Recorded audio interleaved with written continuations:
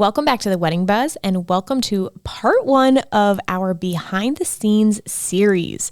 In this series, we will be talking about the design, the logistics, and then the wedding day itself. So stay tuned for part 2 and part 3 of this behind the scenes series.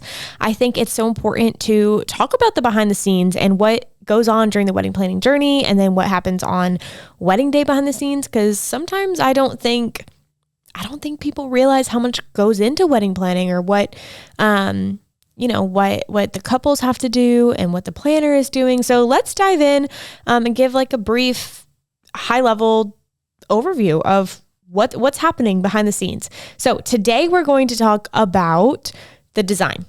That's phase 1, part 1, the design phase. So this is where it all starts, the vision. It's really important to sit down in the beginning of wedding planning and discuss what you are envisioning for the day. What's your style? What is your story? What are your priorities? When you get down to prices, it's going to be really important to remember what your priorities are, and when you're having to make some big budgeting decisions. And so sitting down in advance and discussing what your priorities are and what you vision for the day is really going to help you with decisions down the road.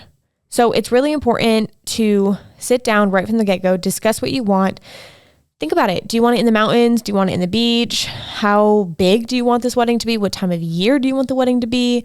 This is something I love doing with my clients in the beginning. Just sitting down and talking about, who are you? What do you want for this day? What makes it so special?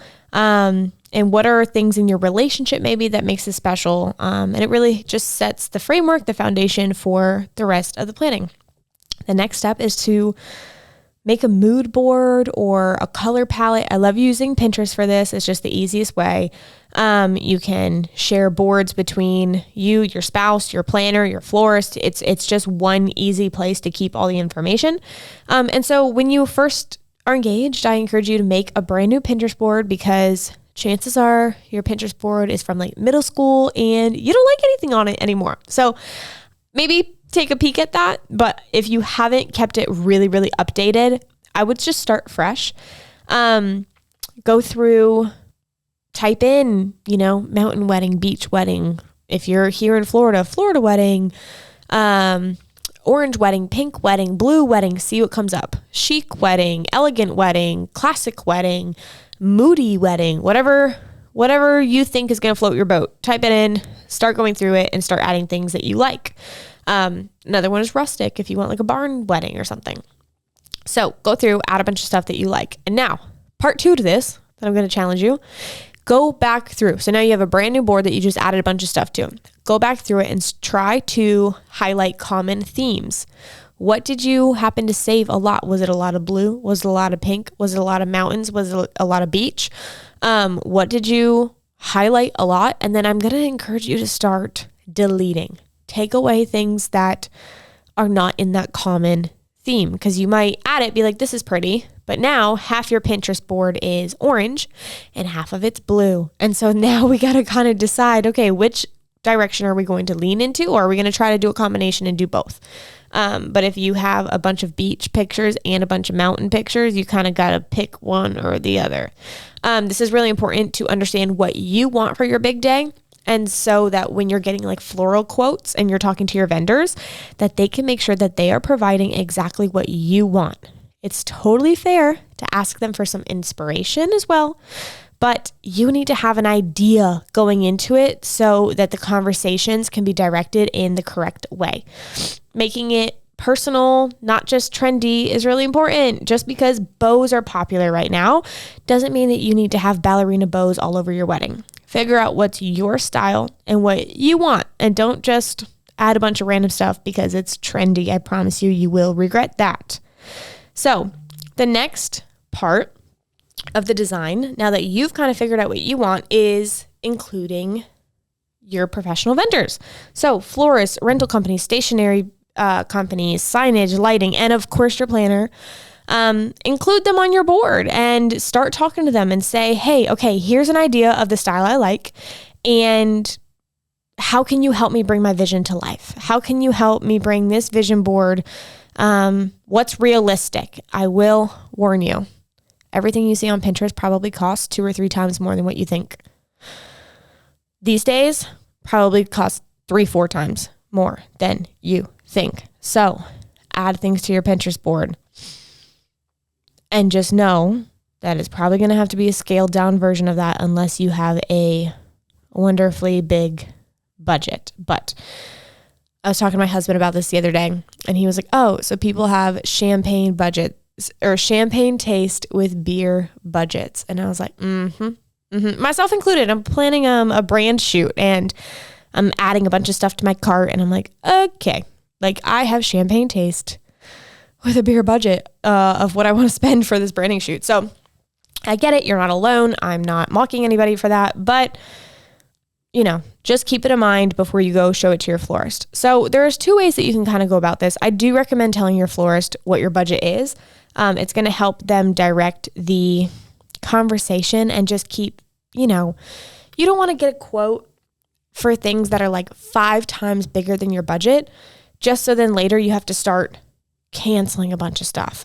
That's no fun. It's no fun to like get this dreamy proposal and then have to take a bunch of things off of it. That's no fun. So I recommend share your inspiration, share your budget, and then say, hey, what can you do in this budget?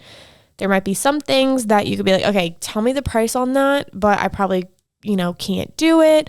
But make sure to share your budget and tell them, if you have ideas, maybe I'm willing to have wiggle room, but you don't want them to create a proposal for $25,000 when you only have $10,000 to spend on your florals. So the next thing that I want you to be aware of is avoid over designing. I talked about this in an episode a couple weeks ago, but over planning, over designing, you need to know when enough is enough. So if you feel yourself adding and getting overwhelmed, maybe back down and listen to that other episode that I did a few weeks ago about when enough is enough.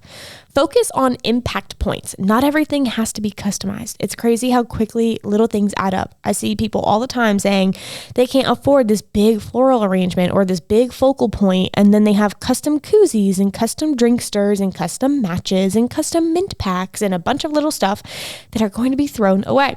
I bet you if you added up all the costs of those other things, you maybe could have afforded one big focal point in the room or something that would actually impact the guest experience, such as a second bar to cut down on the bar lines.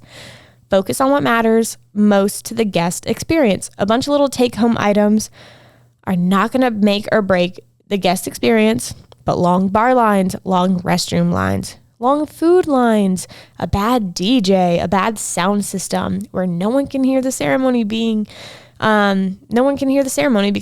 the speakers are crackling or something, whether the guests are too hot or too cold. All of those things are going to affect the guest experience. So I highly recommend to think about the guest experience in your design. Design is not just pretty colors, but you can design the flow of the day.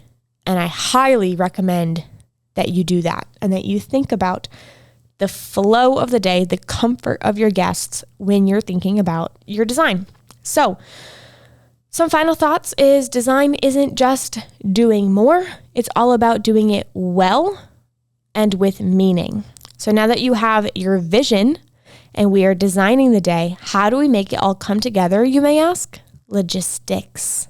Logistics is how it all comes together. So stay tuned for part 2 in the logistics phase, and I will see you guys next week.